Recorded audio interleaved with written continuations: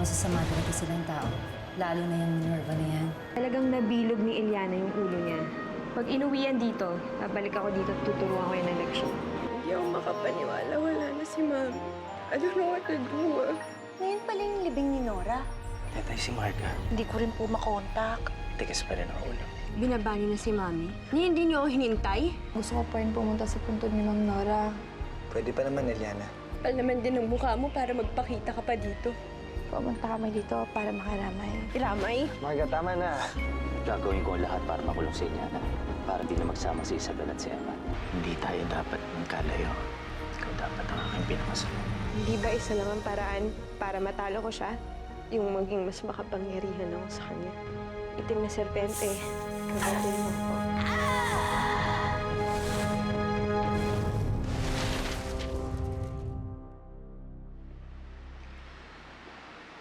Eman, kasal pa din ako. Kahit naman galit ako ngayon kay Basti, hindi na natin mababago yun. Siguro hanggang dito lang talaga tayong dalawa. Ang importante ang anak natin. Pagtatrabahuhan natin na maging mabuti tayong magulang kay Eliana. Gagawin natin ang lahat para sa kanya. Salamat. Eliana? Halika nga, anak. Bakit? Bakit ka umiiyak? Ano nangyari? Julian? Galing po kami sa puntod ni Ma'am Nora. Makakaubusan ako kayo magagalit kay Julian, ha? Sinamahan lang po niya ako. Kaya nga lang nandun po si Marga. Galit na galit po siya sa akin. Eliana? Bakit mo ginawa yun? Pinagbawalan na kita, hindi ba? Sorry. Sorry po. Hindi naman galit sa'yo ang mami mo, anak. Nag-aalala lang kami para sa'yo. Masaya nga kami na lumaki kang ganyan. Napakabuting bata. At nagagawa mo pang isipin yung mga taong naging malupit sa'yo. Ayaw naman namin tanggalin sa'yo yan. Pero kailangan mo maintindihan na delikado talaga sa'yo para lumabas bilang maraming taong gusto manakit sa'yo. Huwag kang mag-alala, anak. Kakausapin ko si Marga pag uwi ko, ha? Huwag na po. Baka lalo lang po maghalit sa akin si Marga. Hindi ko pwedeng palagpasin yung ginawa niya, eh. Huwag na po. Ayoko naman po kasing isipin ni Marga na mas kinakampihan mo po ako. Matagal na po kasi galit sa akin si Marga, eh. Akala niya, inaagaw kita sa kanya.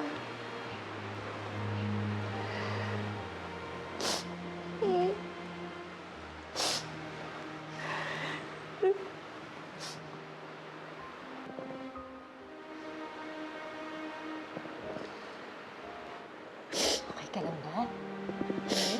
Mama.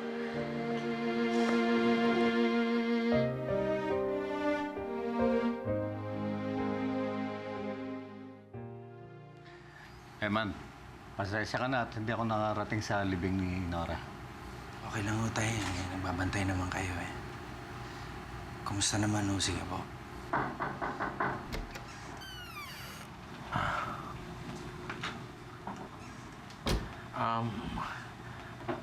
Paalis na sana kami pero dumaan lang kami dito para kumustahin kayo.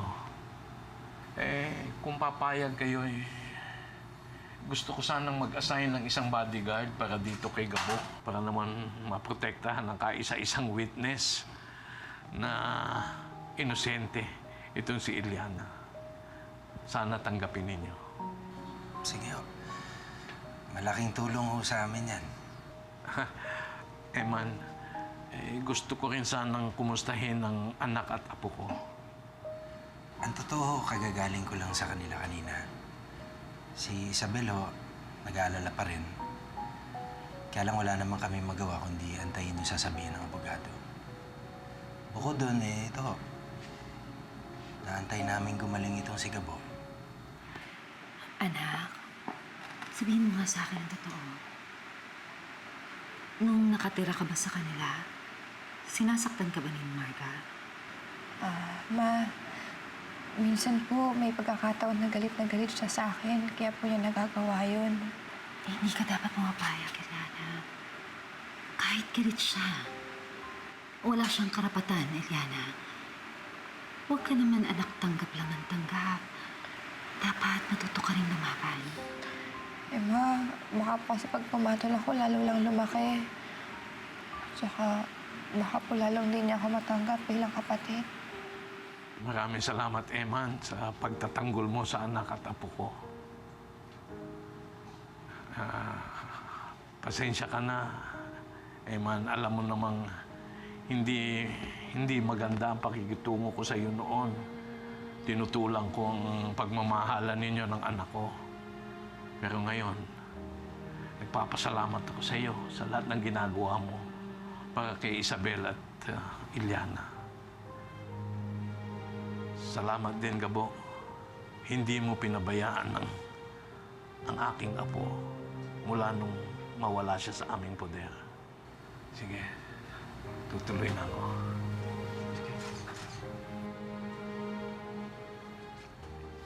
Sige, salamat din, oh.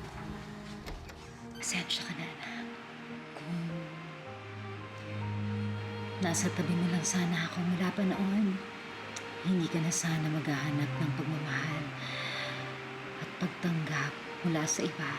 Kasi lahat ng yun, bibigay ko lahat sa'yo.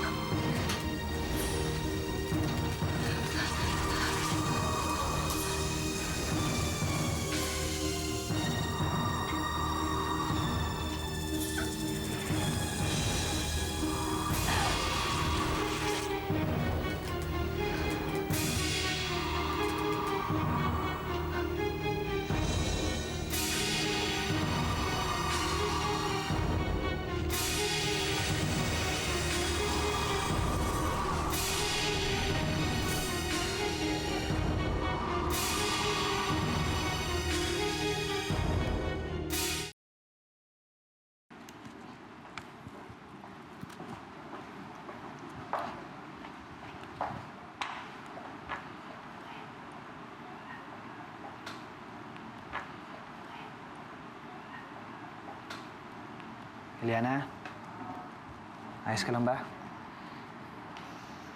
Oo, Julian. Gusto ko nang kalimutan yung nangyari sa sementeryo. Good. Good for you. Just tell me kung paano ako makakabawi sa'yo. What happened yesterday was really bad.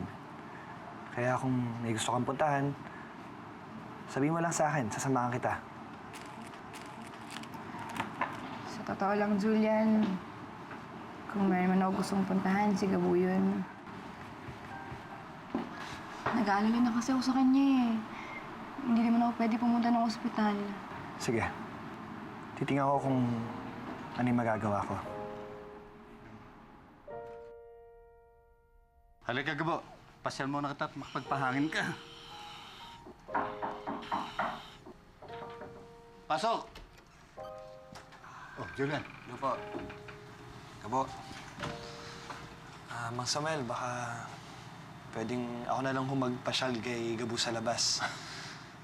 Saktong-sakto dating mo. Iikot ko nga saan to at baka nabuburiw na rito sa kwarto. Sige. Halika, tulungan ko na kayo. Halika. Hindi ka ba't nung ginagawa to?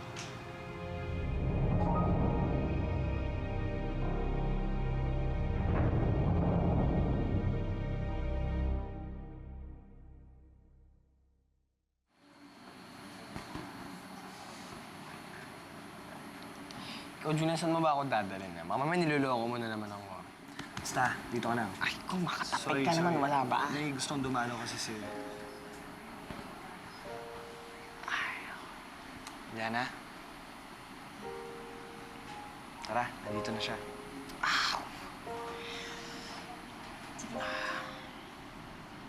Iliana?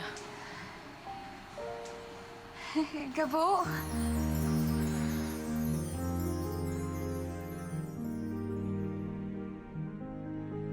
Gabo! Namiss kita! Okay lang, sige lang, imakap ka lang. Ang saya, ang sarap. Ay, ito nga pala para sa'yo. Ano to? Tignan mo na lang. No. Kaka na naman. Salamat, ha. Pero bakit parang puro between? Para na matupad yung mga wish ko. Wish mo, eh, di ba natupad na? Nakita mo na yung magulang mo. Hindi, kasi may isa pa akong wish. Sana gumaling ka na. At saka sana lagi ka maging masaya. Dalawa yun na. Dalawa yun na. Kamay, ano, basta naman, ano eh. Ano, basta kasama kita. Masayang-masaya na ako. Solid tayo, di ba? Walang iwanan, ah. Oo naman, Gabo. Walang iwanan. No, Pangako yan, ha? Ay, Puntapan! Okay, sige. Ingat lang sa kamay mo sa kiss. Okay lang, sige lang. Yakap ka lang. Masarap din. Sarap mo!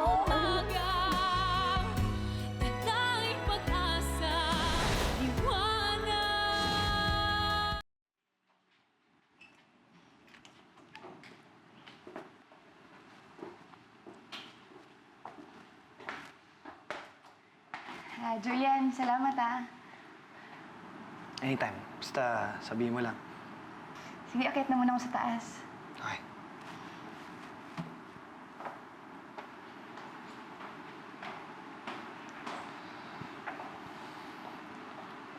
Oh, bakit siya? Masaya.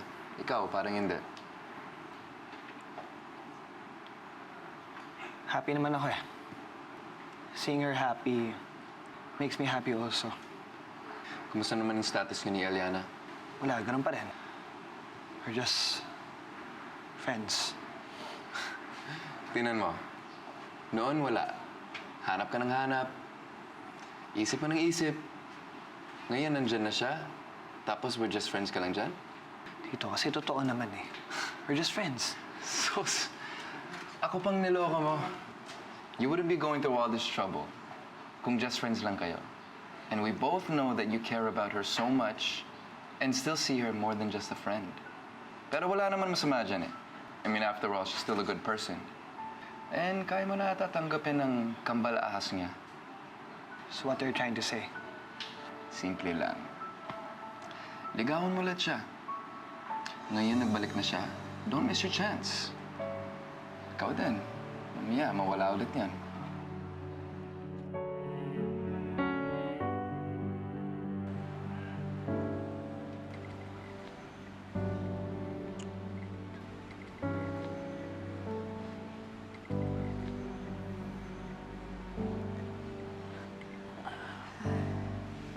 Julian, ayos ka lang ba? Oh, napatulog ka na. Nauhaw kasi ako eh, kaya mo ang tubig. Eh, nakita kita nag-iisa. At saka, bakit nga pala nagiinom? Ito. Wala to. Hindi mo na kailangang problemahin.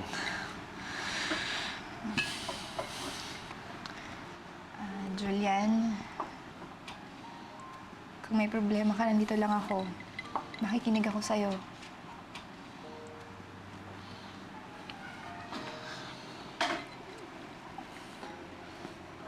Ano kung sabihin ko sa'yo? Ikaw ang problema ko. Ha? Bakit ako? Bakit? Madali naman hulaan, di ba? Simple lang naman. Mahal pa rin kita, Eliana. Ikaw ba? Mahal mo pa rin ba ako?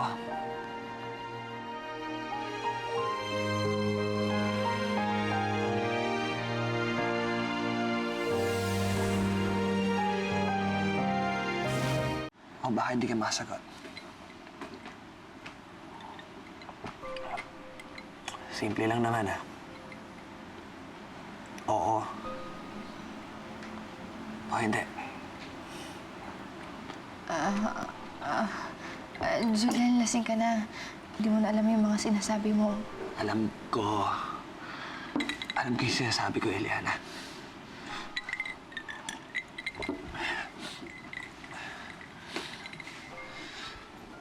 Sabi ko, mahal kita.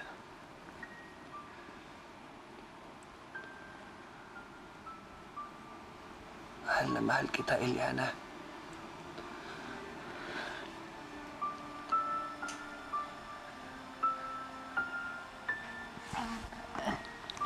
Julian,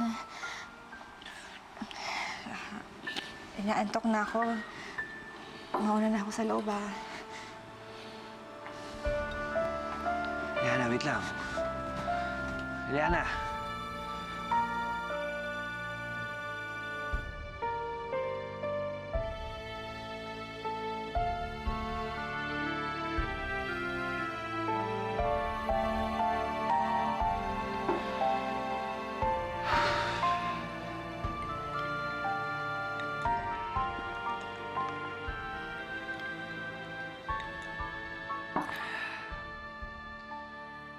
I'm really disappointed with you, Julian.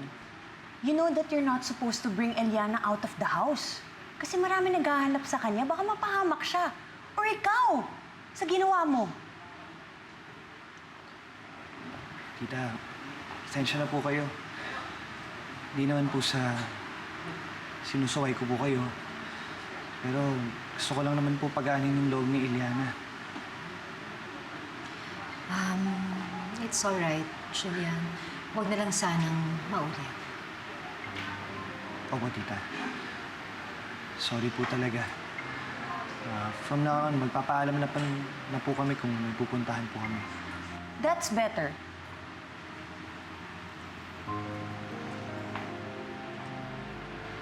Eliana.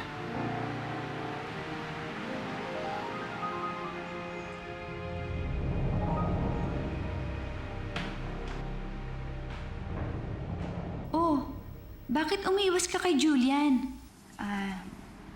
Ano kasi, hindi ko nga alam eh. Baka kasi magulo na naman siyang kausap. Namimiss ko na tuloy si Gabo. Sana naman gumaling na siya. Para naman mapagkwentuhan na natin siya tsaka makasama. Uy, parang iba na yung pagpapahalaga na binibigay mo sa kanya, ah. Ano ka ba? Gusto ko lang naman maging maayos na si Gabo eh. Gusto ko gumaling na siya. Mahal mo na rin ba siya? Alam mo, ikaw ang kulit-kulit mo talaga. Hindi ko na nga iniisip yung mga ganong bagay eh. Tsaka, ang dami pa nating problema na kailangan nating harapin.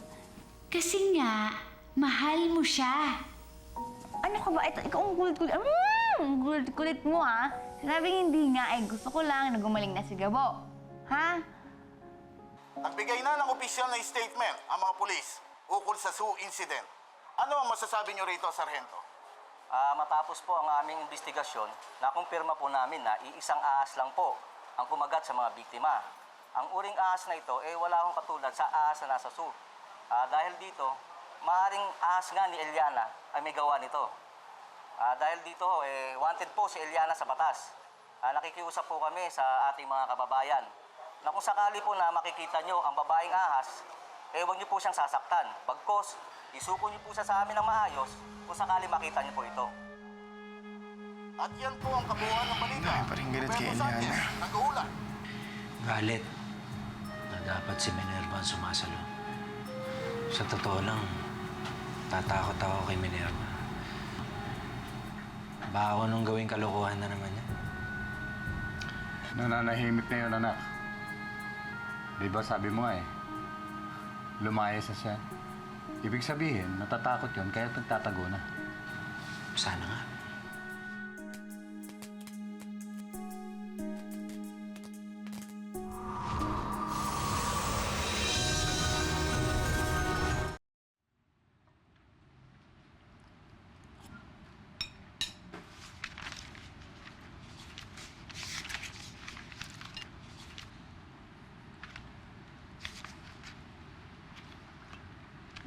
Eliana! Eliana! Smile! Julian, tawag nga. O bakit? Ginagawa naman natin ito dati Sige na, isa pa. One more smile. Ayoko nga eh. Isa na lang, please. Ayoko. Ayan na, nakatingin ka na 1, 2... Tama na.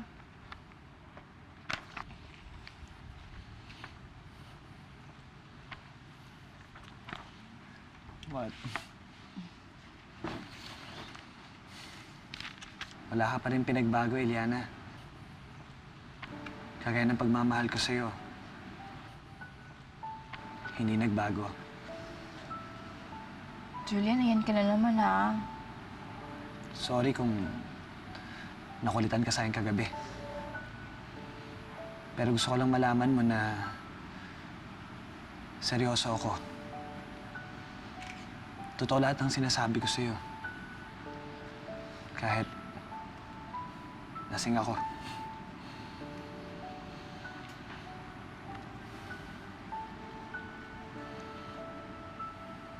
Eliana,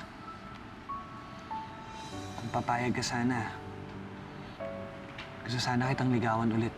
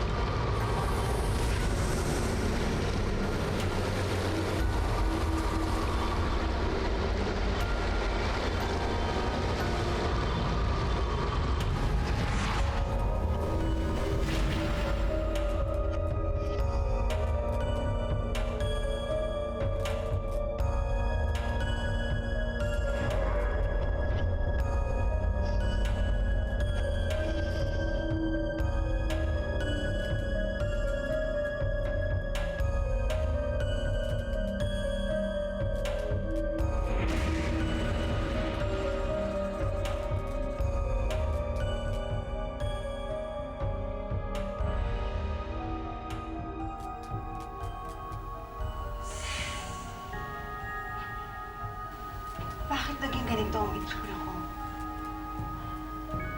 Kaibigan, anong ginawa mo?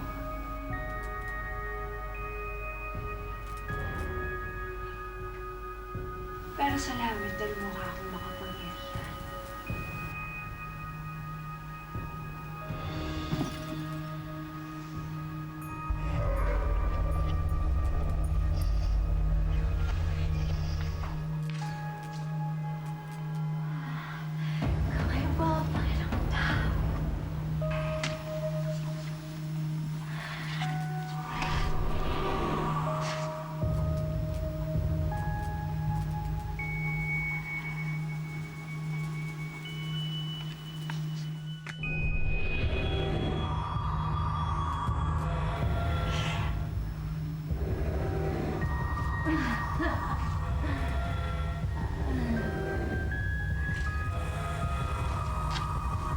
Yan.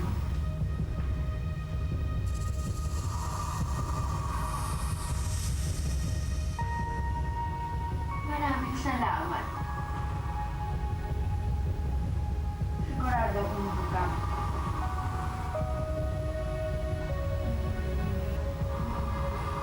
Kaibigan. Maraming salamat.